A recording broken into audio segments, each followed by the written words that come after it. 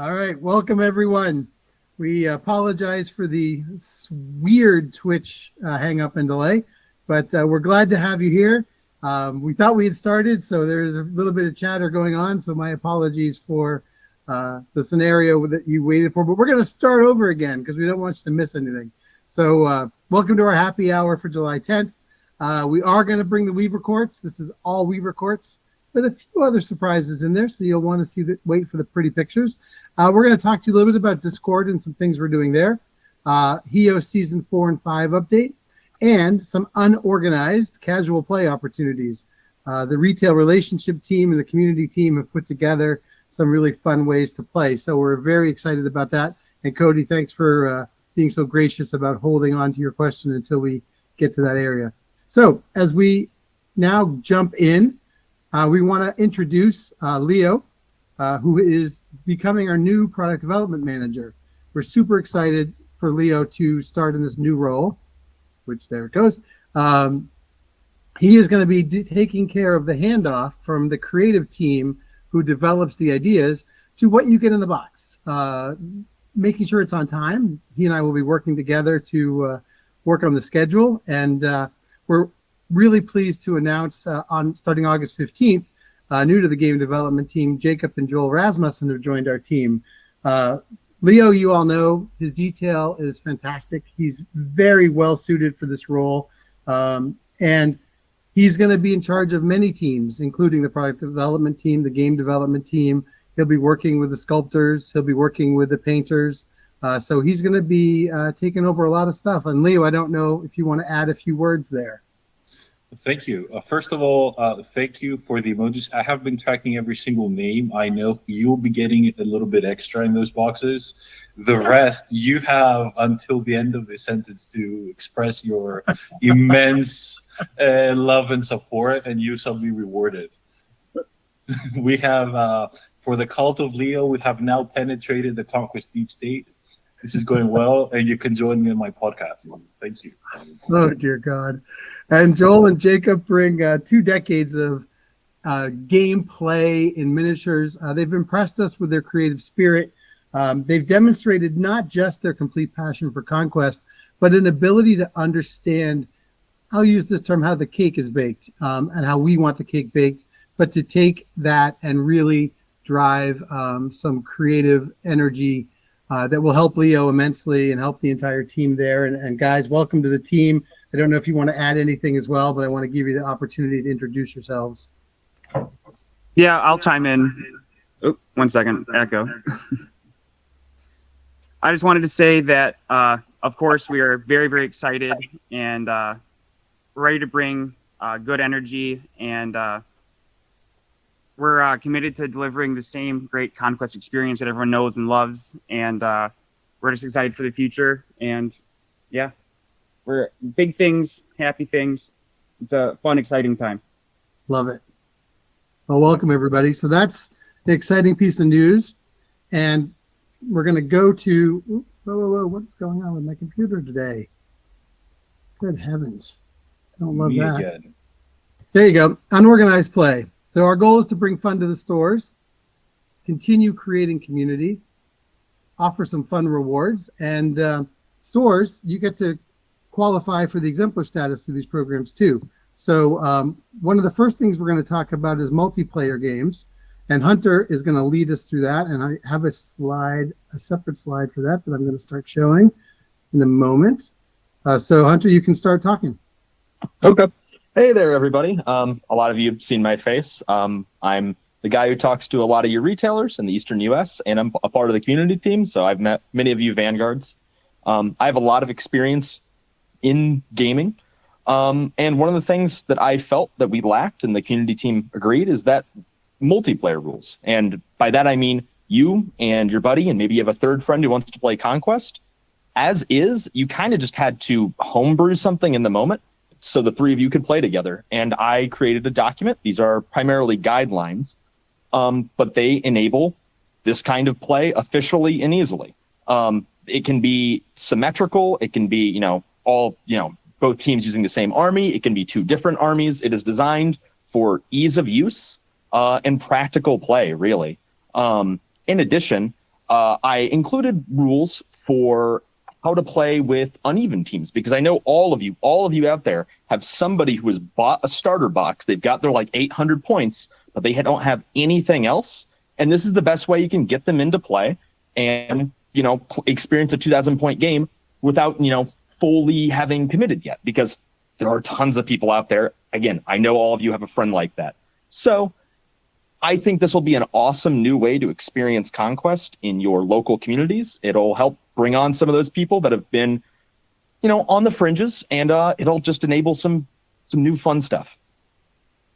And I fully want you to know that you should not be expected to read this document through your computer. It will be posted on our website very shortly, and it will be shared by us through the retailer channels, both the newsletters, and each of the reps will be emailing them out to retailers. And Vanguard, you will also be getting a copy of it. So do not fret if you couldn't read the text on the screen. It's coming to you in real format. So we're very, very excited about this. And I think it should go very well. I just want to answer a quick question. These rules are actually viable for both Last Argument of Kings and First Blood. So if you want to play multiplayer First Blood, that works too. These are fun. I think you may have mentioned it, Hunter, while I was playing with my computer a little bit, but these are not tournament play rules. These are not official rules. That is why we are joyfully calling them unorganized play, because we do want people to enjoy them, have fun with them, but in no way are they competitive. They're to be truly fun. Again, bringing the fun into Conquest. Absolutely. So that's Hunter's presentation.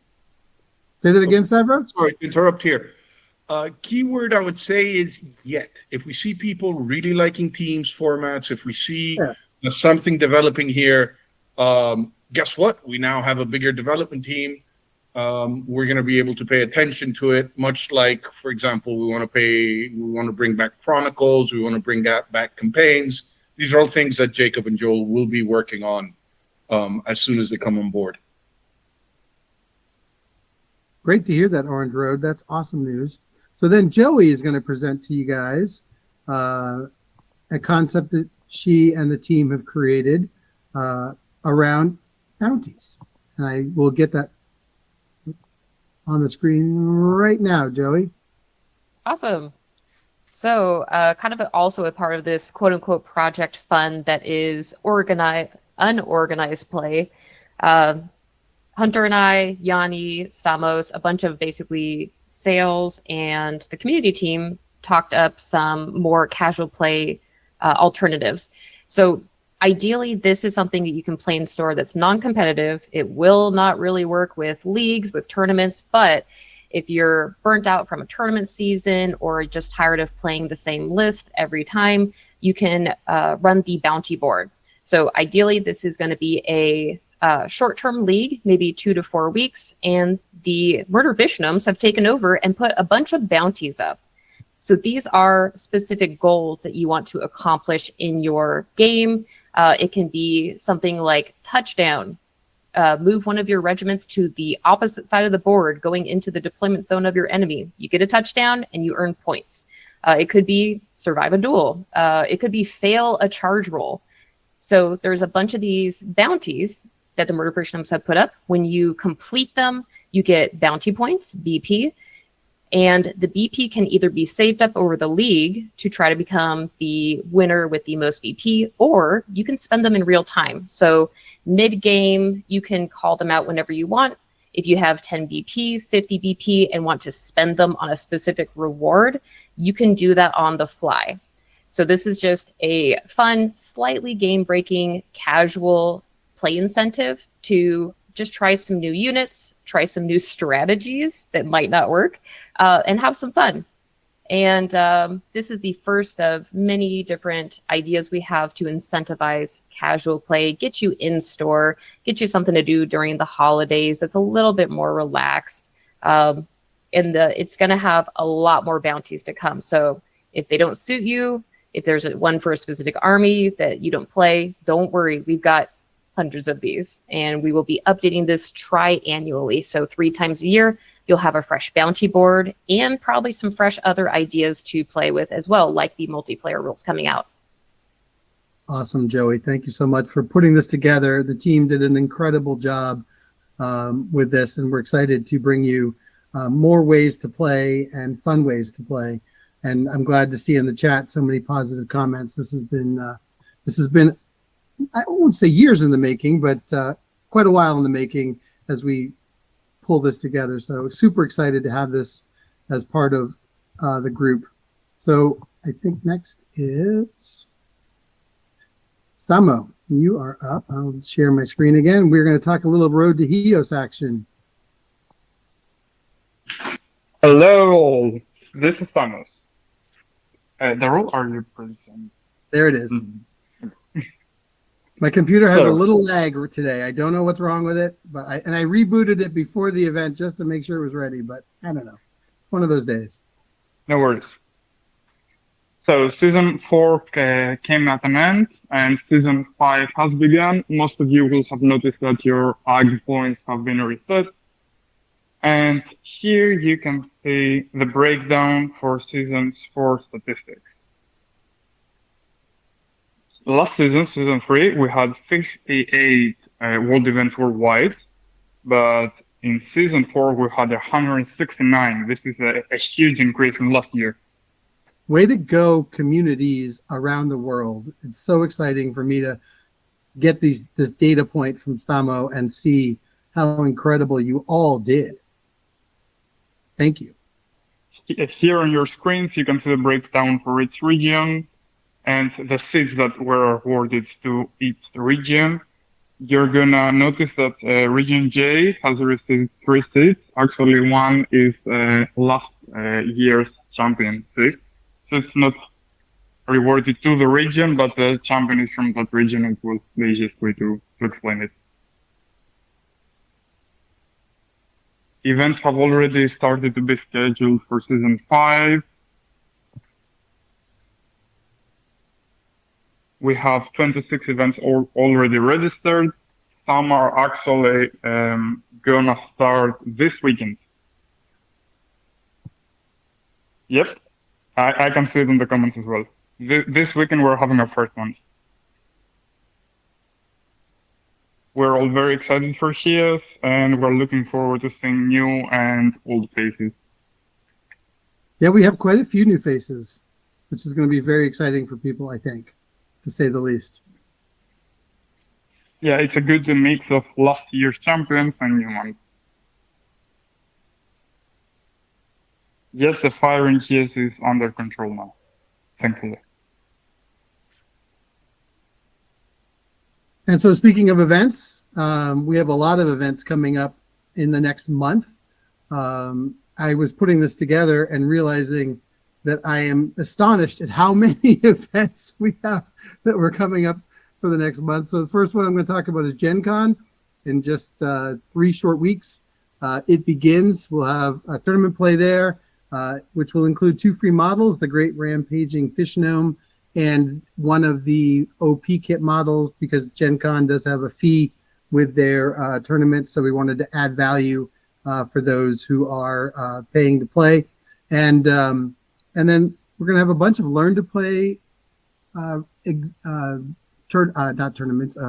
event organizations where people can learn to play specific factions with a little more detail from Vanguards and our PB team during the Gen Con, and some lore campaigns as well. So there's a lot of activity going on at Gen Con.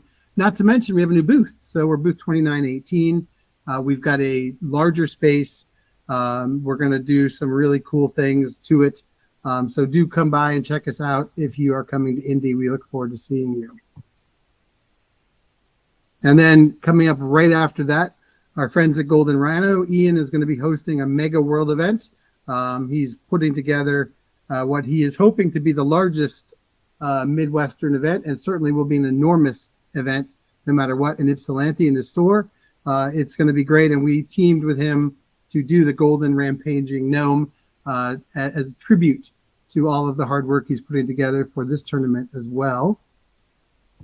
Right after that will be Table Conquest in Singapore, and that is coming up August 23rd and 24th. It will be the debut of the Samurai Fish Gnome. Many of you have been asking, when is the Samurai Fish Gnome coming? you're going to get 2 kicks at the can. So there are some spaces at the World Tournament event in Singapore. We have folks coming from around Oceania and Asia, and we hope that if you're in that area, you'll join Ben, who is coordinating it from Blitz Minis. We're super excited for that. And then the Samurai Fish Gnome will also appear at Strategicon, the Gateway event in LA. And did I miss one? I feel like I missed Nova there somehow. There's Nova. There we go.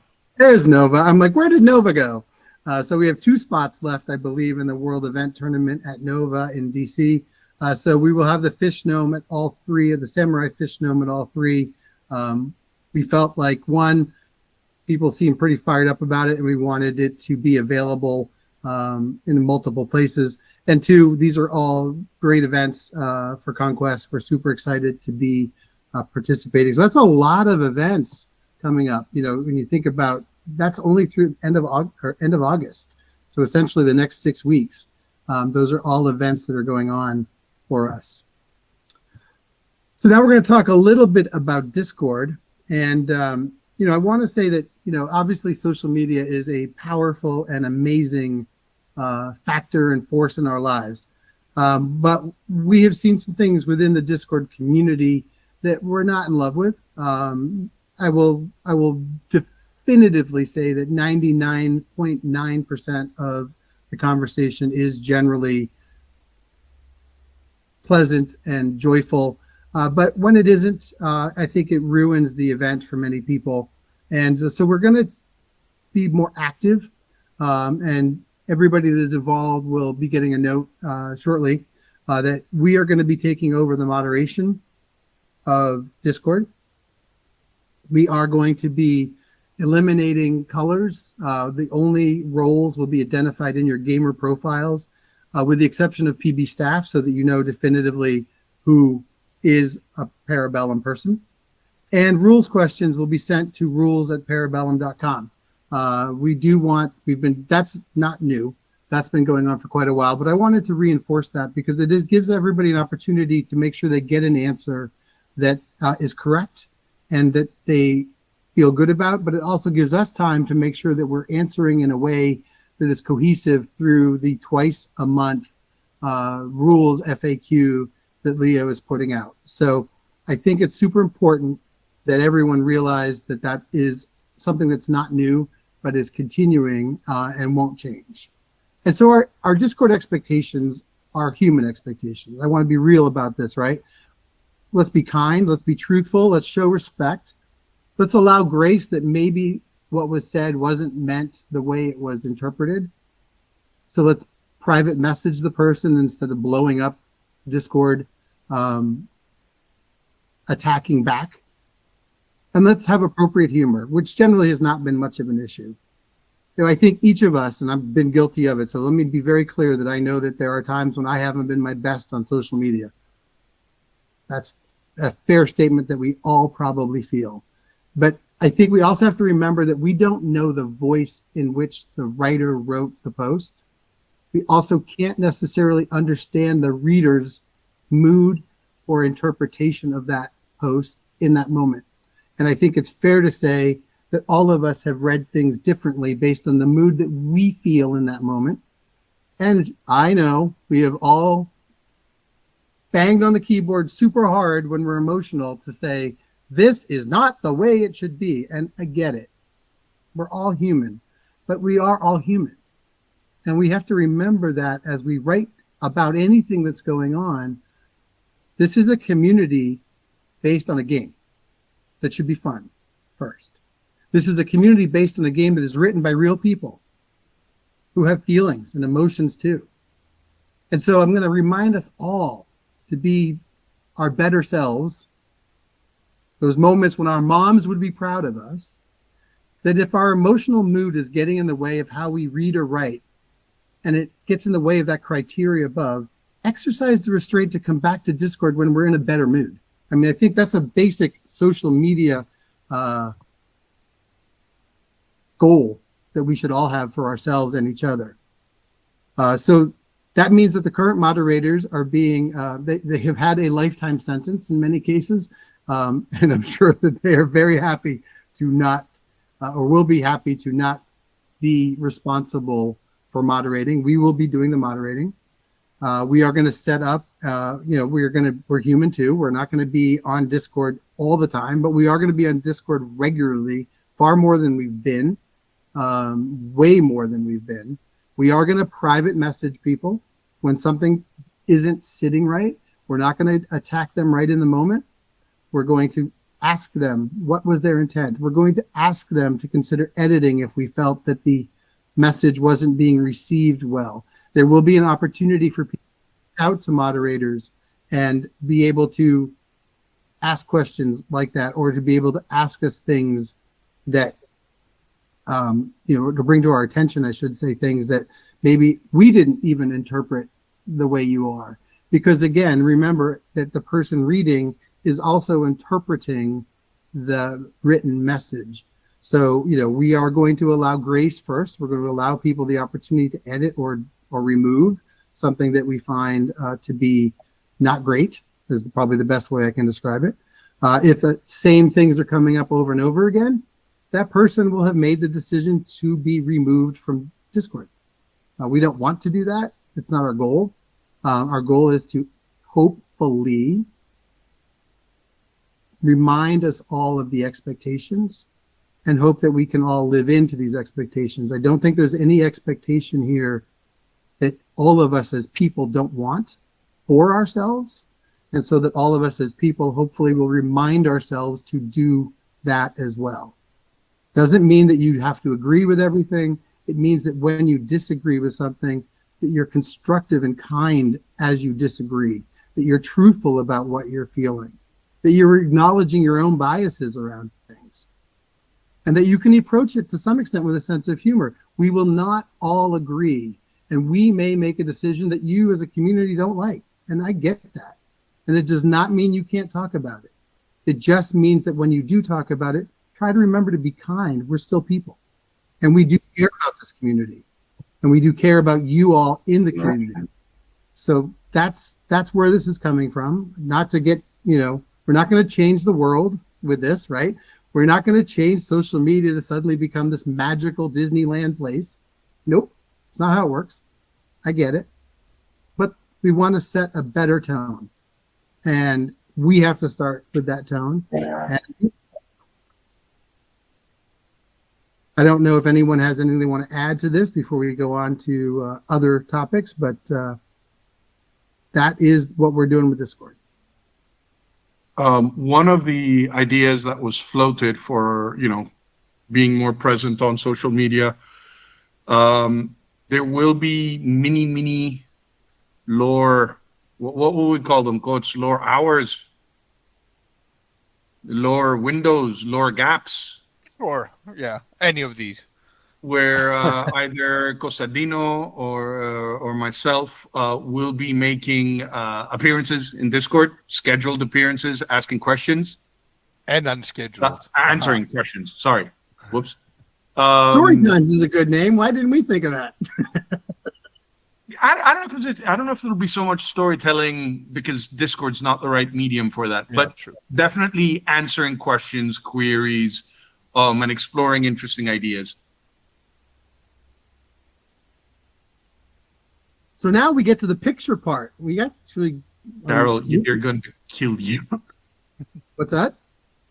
I'm going to kill you. They're like, Weavers now. Yeah, I'm going to pictures now. Yeah.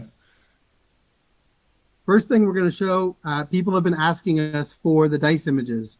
And these are actual production pictures. This is the actual product in our warehouse, photographed by us, no mock-ups. So for those of you that are wondering, is this a mock-up? Nope. Not going to show previews on some of these things moving forward. So this is production dice as our shipping now. These are the first 4 new sets, and then we'll have 4 sets in August. Again, we'll do the same thing. Photography of production dice, no mock-ups. Super pleased, super excited. Our friends at Baron of Dice continue in the dice business with us as well. So do know that in the American side of things, it's much easier to get Baron of Dice than it is in the other parts of the world. So we're making available ours globally. But if you love Barons, great. Steve's a great guy. They're both sets are going to be available, and we have purposely designed them differently so that they're not the same sets of dice. And for those of you who love to collect dice as much as you do miniatures, you can have two different images. That's kind of cool too. So, Yoroni, the Founders exclusive, the Duel, is the first thing we're going to show pictures of. I know we leaked it, nobody else did, to retailers last week because I wanted for them to be able to see something when we started the August solicitations. And yes, the Duel is a Founders coming in August. It is a numbered piece of 1,337 units. And these are two brutes that can be together on the diorama that you see there. Or, Stavro, correct me if I'm wrong, they're going to have the ability to be magnetized so that they can be played separately as well, correct? Yes. So the log that you guys can see there, holding the crane, has been sliced in the middle, and space has been left for magnets, so that you guys can make the diorama and still use the guys individually if you magnetize the bottom of the log to a brute base. The pose works in either angle. So you'll be able to use this as a diorama, and of course the kami, his feet also come with gaps for magnets. So if you're willing to magnetize, you can. And by magnetize, we literally mean just buying and gluing the magnets. We've done all the pain in the ass work. You guys can use it for both play and display. Love that. And Leo, forgive me, as I don't remember what base is in there, and I'm on too many screens to be able to get there. So is it a monster base or a brute base? I can't remember. The diorama is in a monster base, but in the kit, you're also going to find 2 additional brute bases and stands for you to be able to have all the materials needed for you to use them however you like. So everything is in the box. Feel free to have fun with them. Can it run as a monster? Scott wants to know. No, the monster base is for the purposes of setting up the diorama. Yeah, I mean, in a friendly game, it's a brilliant idea, but unfortunately, in a tournament game, to prevent chaos, the rules are rules. We gotta use the models for what they represent. So these work beautifully as daimyos and oyabuns that your army will have plenty of. And James, you had your hand up before. I apologize. I was just about to call on you, and then it went away. Were you asking the same question we answered, maybe? I was going to ask, is magnetization going to be something we see a lot more of going forward? Because I love the fact that the inset indents are already there.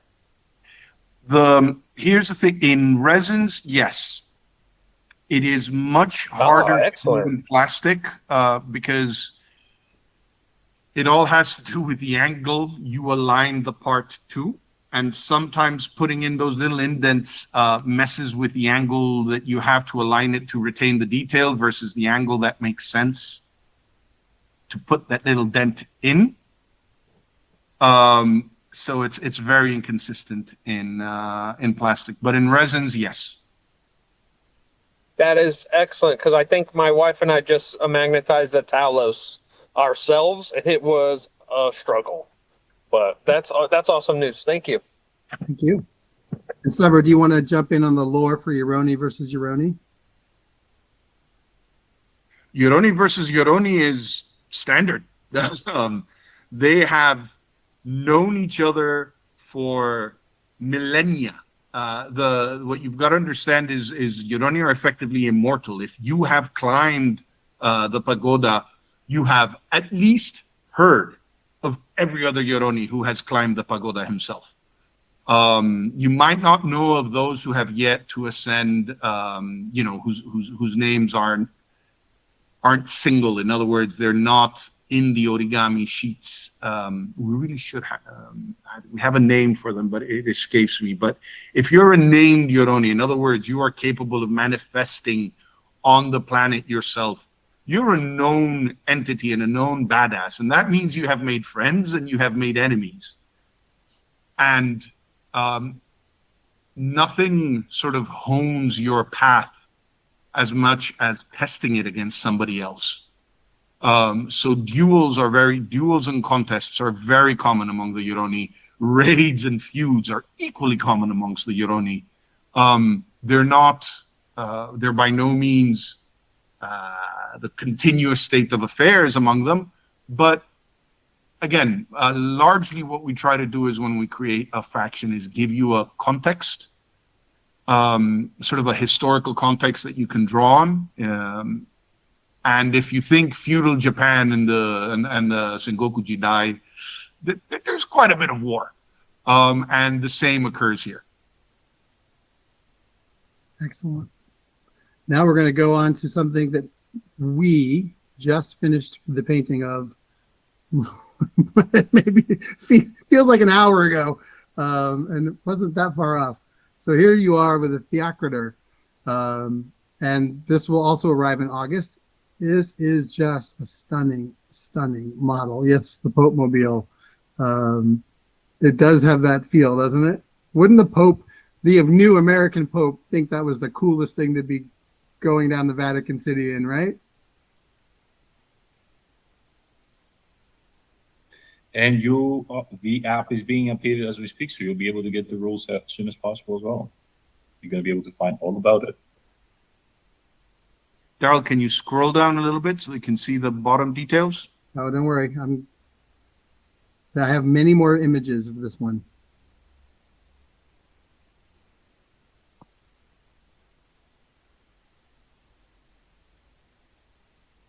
I'll give you the whole thing here.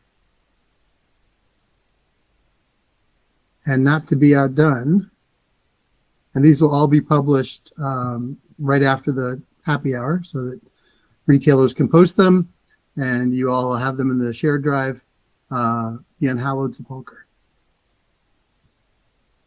These are not a dual kit, just to make sure everyone, I know we've said it a number of times, but I think it bears repeating. There are enough different parts similar to the Tantor and the Drum Beast, while there obviously are some parts that are the same.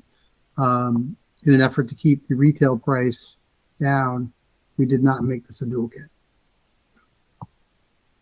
Sorry, I missed one slide of the Unhallowed. So it's 2 monster bases for the size of this thing. It is chunky. A tremendous amount of effort went into this beast. We learned a lot from the Tontor.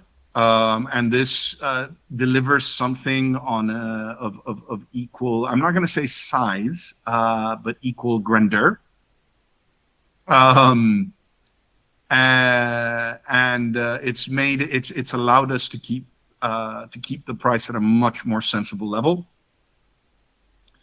So we hope you guys like it. A ludicrous amount of effort has gone into the concept, the design, the painting, the making sure that we had the right photos with the right arms at the right time.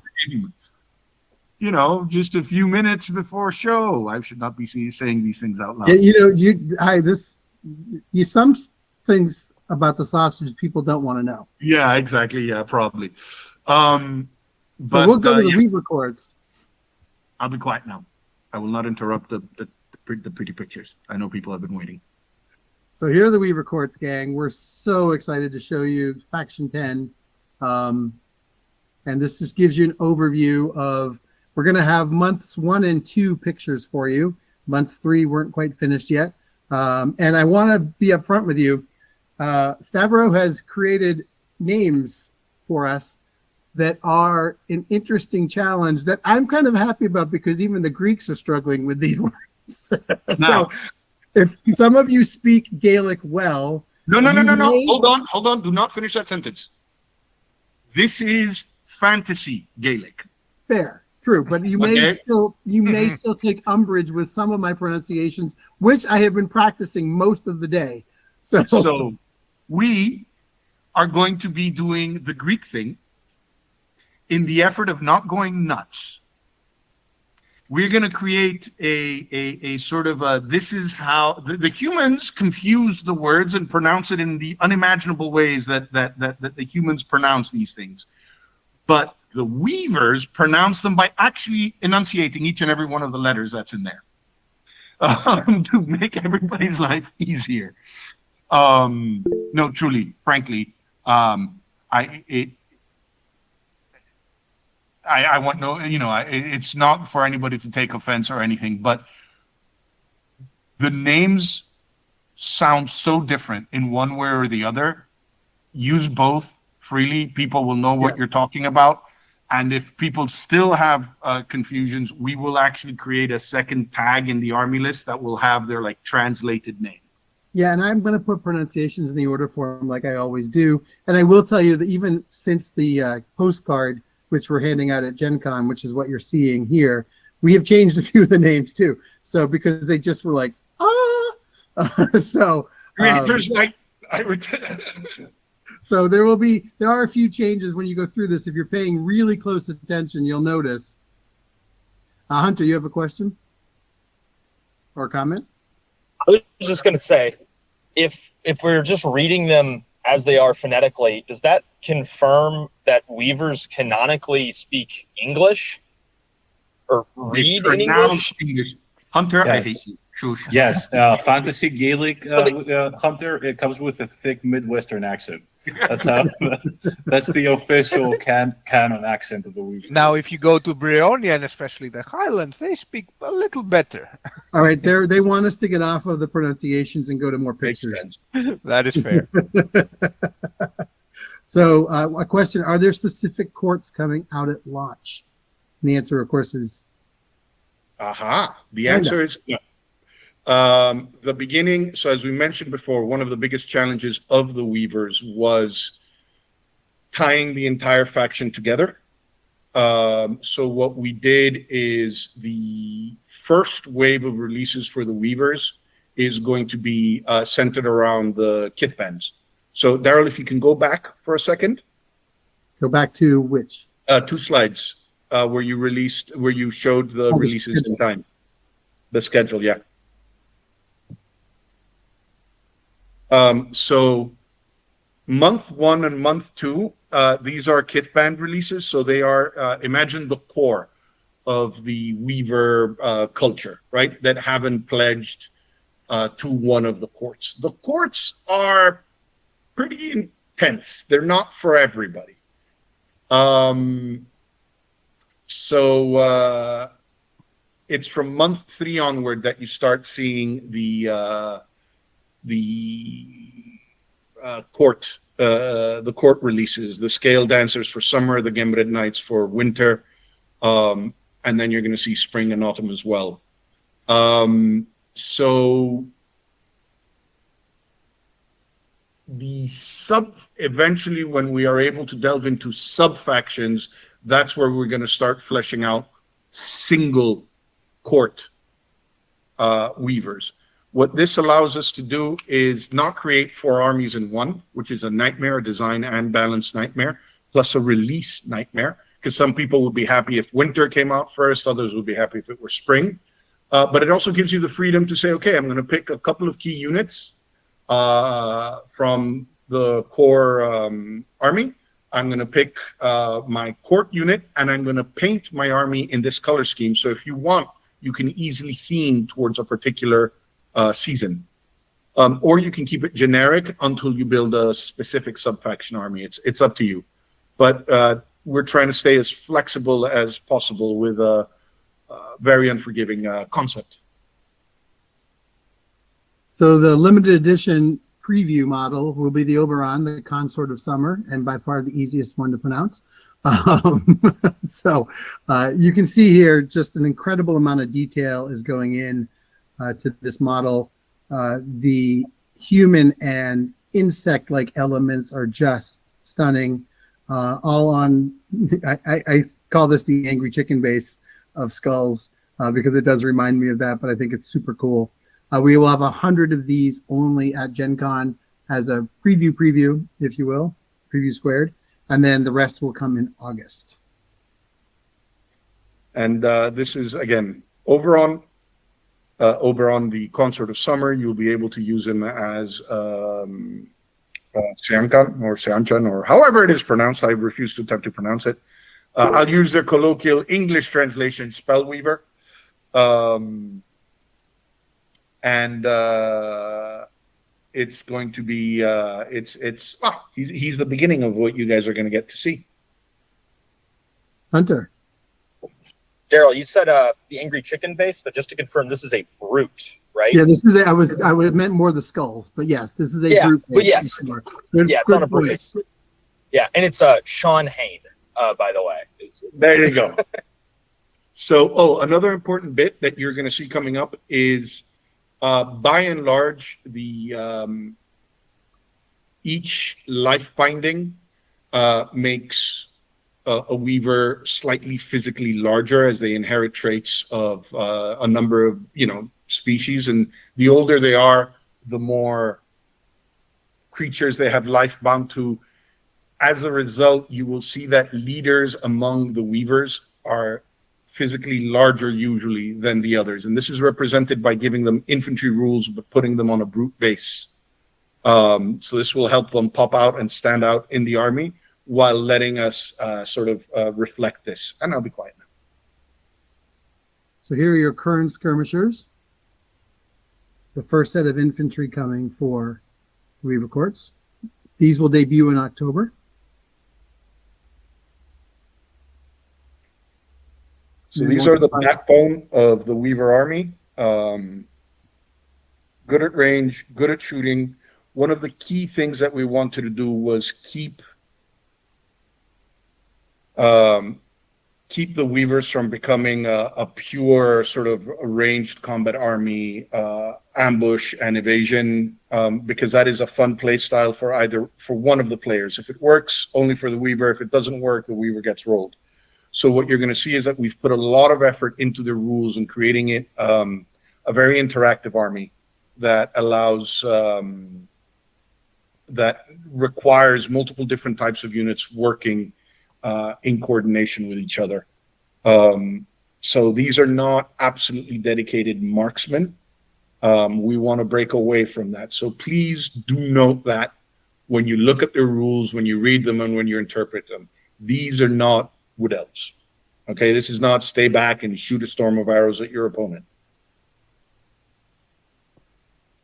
So here we have the Shanahashi, or if you want to butcher it, the Shanchas, but it's the Shanahashi, right, Hunter? Did I do that correctly? That is correct. I love that name too, Shanahashi. Sounds really nice. So this is a spellcaster for the Weavers. What you will see is that we've put effort into all of these. They will come with dual heads. One more life binding, one more the traditional elven or fey beauty. And we're going to try to do this in every package that we can.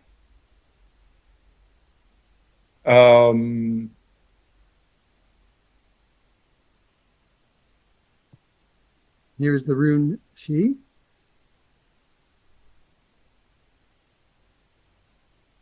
And if you are trying to read all along, by the way, we're going to make the deck available, so you don't have to try to read everything. I should have made that point at the beginning, or keep track of it. We will make the deck available for everyone who wants. I just noticed a spelling mistake in there on my part in trying to do this quickly, so I'll fix that first and then send you the deck. So these are the ambush skirmish leaders of the Weaver Courts. Again, they will help that play style, but they will not fully enable it. It is something that we consciously wanted to avoid as a relatively negative play experience. But yeah, no, as you can see, these are going to be plastic. Both of these are going to be plastic models, multiple heads, to allow you to pick whichever you prefer, the look that you like. If you want the more sort of creepy fey or the more pretty pretty fey. Yeah, the only resin model for this year is the preview, correct, Sabra? Excuse me? Everything is plastic for Weavers this year except for the preview model. Correct. Yeah. And we're going to try to make it everything is plastic for the Weavers, period. So here you have the Kron Guardians. Significant bunch of brutes here. Yeah. These are bigger. These are brutes, proper brutes. They are the sort of the ultimate defensive bulk unit. They're actually very customizable. There's a lot of bits and bobs that can be added to their hands. Those big shield arms that they see. And they represent an aspect of the Weavers that has been developing slowly over time, which is the Whisper and the awakening of the wood as more and more Weavers. So here's one of the curious things. Weavers live a very long time, and the more they lifebind, the longer they live. But that doesn't, their bodies remain healthy, but their minds do not. Injury can still cause them pain. So a lot of Weavers sort of choose to cease existence. And the way they do this is by being interred in the Fearan, in their woods or lands, where they become one with it. And one of the things that has happened is that they don't vanish the way people thought. It seems they are joining this collective awareness that is slowly waking up throughout the forest, accelerating, enhancing, but sometimes diverting and subverting the Weavers' efforts at improving Ea to fulfill their vision.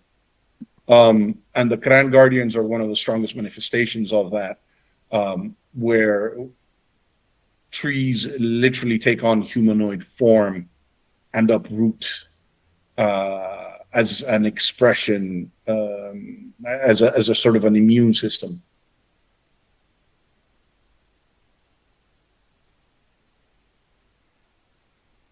All right, we'll move on to the next. The Skihan Riders. These moths are insane. I've got a close-up right here for you.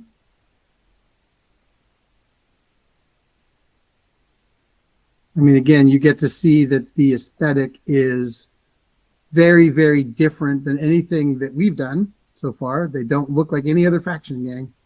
And they don't look like anybody else's factions either, which is really cool.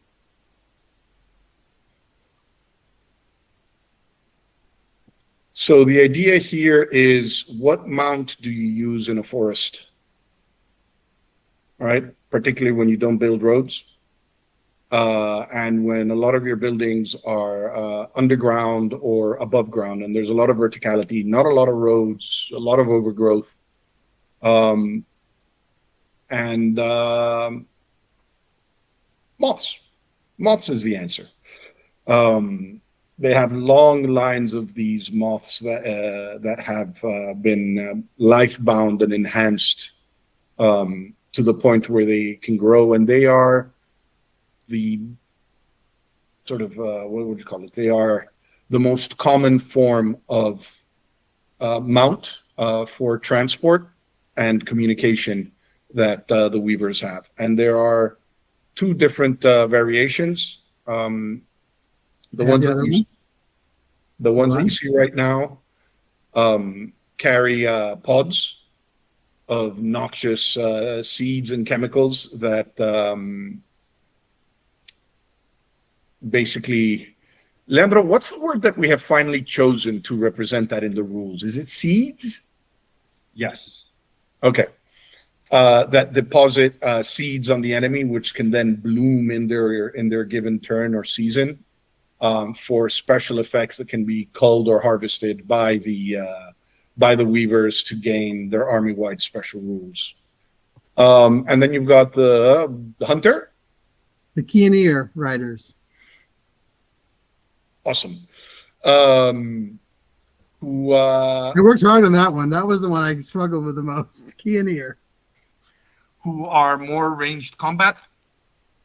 Again, shooting darts and seeds that help your opponent. So there are variations on a theme on how to deploy and deposit seeds on your opponent so they can bloom at the right time. And they're about speed, mobility, getting the seeds where you want them, because as understood, the moths are not themselves great combat steeds, but they are very effective at getting your seeds and your blooms where you want them, when you want them. And how are these mounted, Savro, to the basin stand? Excuse me? How are these mounted? People want to know. Oh, they're on a brute stand. Each of them on a single brute stand. Well, will they be flatter, or will they come with like a peg? No, they'll come with a peg. Okay.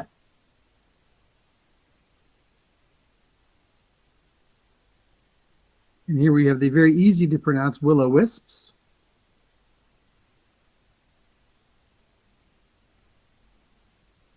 So the Willow Wisps are kind of like the white blood cells of Fairan. They exist in the forest, and when enemies come, they swarm.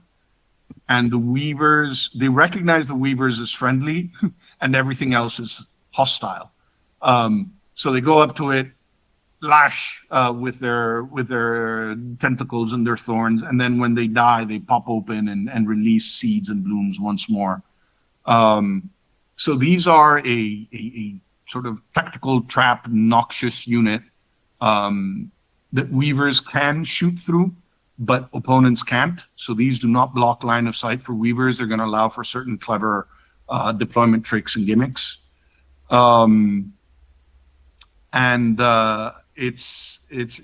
a beautiful kit that sort of evokes the alien weirdness of the weavers as best as we could envision. And Plants versus Zombies. People, be serious. This is a very serious business, although I love it. We'll see if we can create like a mini game about. Anyway, okay, getting distracted. Apologies. So yeah. Oh, he just jumped the gun and went straight to it. I did the Sky Draga. So yeah, this is the Bloom Drake. What you don't see here is that they actually they carry riders. Those are not yet ready. And this thing is gorgeous. That's about all I can tell you guys. It's gorgeous. Have a close up.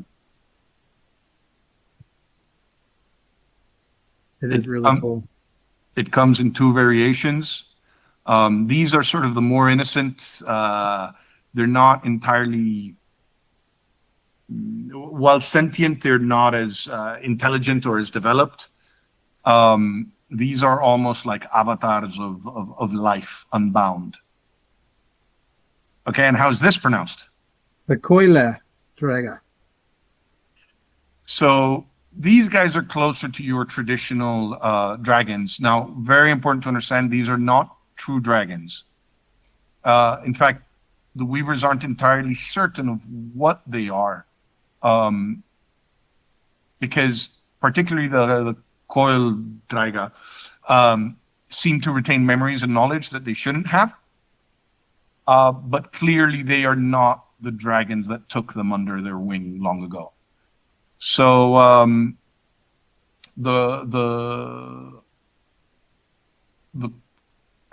just going to call them Coil Drakes because I'm going to mess it up otherwise. Are more conscious, like the closer to your noble idea. The others are closer to like an overexcited puppy. Then they sort of have to be tricked into battle. These are, haughty, cold, imperious, dispensing their knowledge with their own at their own pace. And they will have right. Again, this is work in progress. The tails touch the base on this one, though, correct? This is a monster Yes. base that will. There's no need for pegs on this one. It's not a flight. Correct? Correct. It's not in flight. This touches the base. This is one of the things that we paid attention here was learning from our past mistakes is we're going to try to make the wings easy to detach and magnetize for transport. Yes, it is, and it is a monster for sure. Yes, definitely a monster. So that is the last model for the Weavers that we're showing. Does anybody want me to go back and show anything in particular? And does anyone have other questions that they'd like to ask?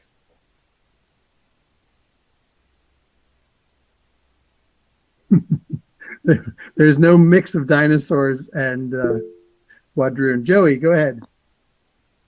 I'll chime in just because I love this Dryga so much, and I don't think the angle of the picture shows it very well. It has 4 legs. Like it's got an incredibly dynamic pose because at some angles it looks like more of a wyvern with wings and then 2 legs. No, those are its front legs. It has back legs, and it's in this very dynamic arched back, almost running as it flies, with its rear legs kind of tucked in one way and then sticking out another. It's when we Close get to more a great pictures. hound. Yeah, it's that big chest, thin waist. I love the pose.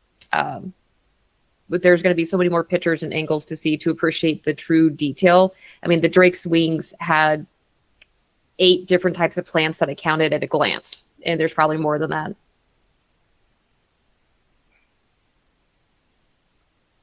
Well, it's funny that we're being asked these questions. I will go to the last slide because people want to know. Ta-da! It's like you guys planted the seed for me. So the next happy hour is August 7th, same time, same channels, hopefully with Twitch working right out of the gate. We will have rules updates. We will have the Dweg refresh. We will have the Weaver Courts with all the rules that you've been salivating about.